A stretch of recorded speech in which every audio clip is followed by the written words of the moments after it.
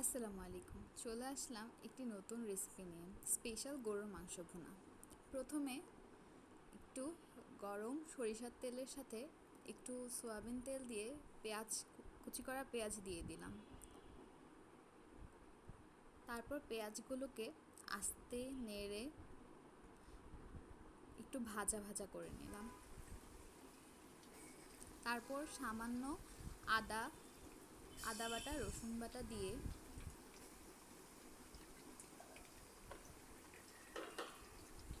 সেটাকে কষিয়ে নিলাম।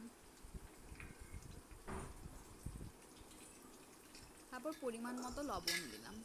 আপনারা যে যেমন খান তেমন লবণ দিতে পারেন। তারপর সেটা কষানো হলে হলুদ গুঁড়া, মরিচ গুঁড়া, ধনিয়া গুঁড়া, তেজপাতা দিয়ে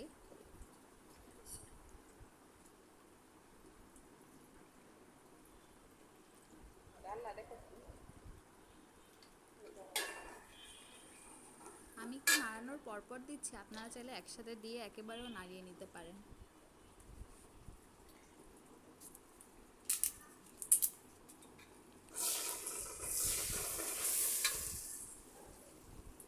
এখানে আমরা যেহেতু 2 কেজি গরুর মাংস ব্যবহার করছি, ওই হিসেবে আমরা মশলা দিচ্ছি। আপনারা আপনাদের পছন্দ মতো দিতে পারেন। যেইটুকু মাংস আপনারা ব্যবহার করবেন ওইটুকু মশলা আপনারা দিতে পারেন। তারপর গরম পানি দিয়ে দিচ্ছি পরিমাণ মতো, যেন নিচে লেগে না যায় পাতিলের তলায়। তারপর কষিয়ে এরকম একটু করে ঢেকে রাখছি 5 মিনিটের জন্য। 5 মিনিট পর 5 মিনিট পর আমি এখানে এলাচ, লং, দারুচিনি, জায়ফল, জয়িত্রী, গোলমরিচ, শুকনা মরিচ, তারপরে হালকা গরম করে তেলে নিয়েছি। এরপর সেটাকে বাটা মশলায় পাটায় বেটে তারপর এখানে দিয়ে দিলাম। তারপর এটার সাথে পরিমাণ মতো পানি দিয়ে দিলাম। এটা কিন্তু অবশ্যই গরম পানি হতে হবে। তারপর ঢেকে রাখলাম 10 মিনিটের জন্য। এরপর এখানে অটো পানি ছেড়ে দিয়েছে, তেল বের হয়ে যাচ্ছে।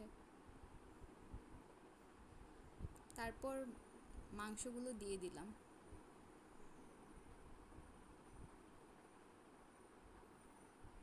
আপনারা আগে থেকে মাংসগুলো বের করে রাখবেন। এটা নর্মাল হলে তারপর দিলে মাংসর টেস্ট ভালো আসে।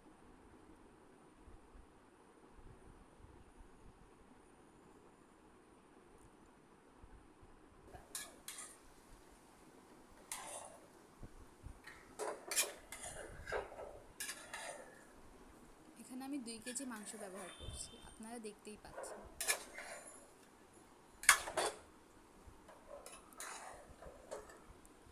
মাংসগুলো মশলার সাথে ভালো করে মিশিয়ে নিচ্ছি, যেন একটাও না থাকে, যেন সবগুলা মশলা মাংস ভালোভাবে লেগে যায়।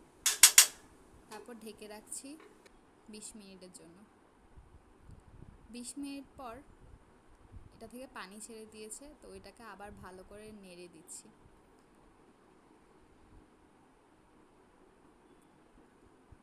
যেন উপর নিচ সব কিছুতে মশলা ভালোভাবে। তারপর ঢেকে রাখলাম আবার 20 মিনিটের জন্য। 20 মিনিট পর দেখতেই পাচ্ছেন মাংসটা অনেকটুকু হয়ে গেছে। তারপর আবার 20 মিনিটের জন্য ঢাকনা দিয়ে রেখে দিয়েছিলাম। এরপর দেখুন মাংসটি পুরোপুরি হয়ে গেছে। এখন পানি ছেড়ে দিয়েছে, ভালো করে নরম সফট হয়ে গিয়েছে। এখন আমরা মাংসটি নামিয়ে দেখুন তৈরি হয়ে গেল আমাদের মাংস।